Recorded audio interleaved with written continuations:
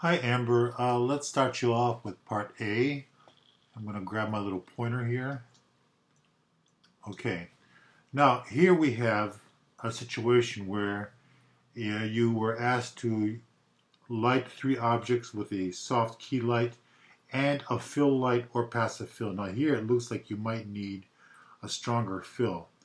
Your key light is overwhelming the fill light. The fill light isn't doing much to soften the shadows. I don't know the position of your fill light. I don't know where you placed it. You didn't tell me. Um, but it doesn't seem to be doing the job because the shadow is very heavy. Another thing you could have done here is to move the objects further from the background. You move the objects further from the background, you're going to minimize shadows. These shadows aren't necessary. Sometimes shadows enhance for a dramatic effect, but we don't need drama in this image. Okay, moving on to part B. This is somewhat underexposed. Now the idea is to, I can see you used a grid. You have a specular light lighting up the edges of your objects. But the accent light is more intense than the key light, it looks like. Remember, the accent light, the specular light that you're shooting from this side to highlight the edge of the subject, it should be about a half stop less in intensity than the key light. So, for example, if you're measuring your key light at f11, then your accent light coming from this side should be like f8.5 or f8 even. But because it's specular, which is the opposite of diffuse, it will lend an accent to the edge of your subject here.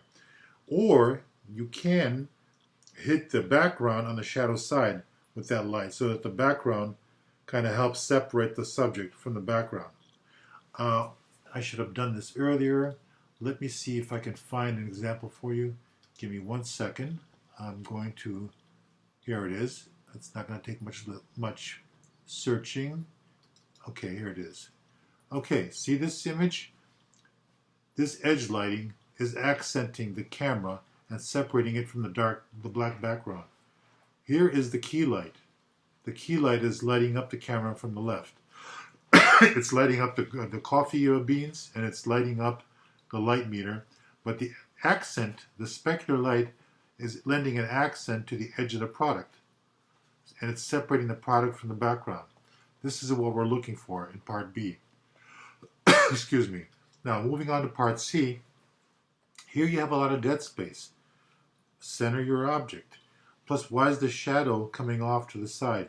The idea was to light your product from the front. Give it total frontal lighting. You're lighting it from the left side. Here you have a highlight, and you're casting a shadow on the background. Again, frontal lighting, move your subject away from the background. That pretty much covers it, Amber. And if you have any questions, give a shout. Okay? All right, take care. Take care.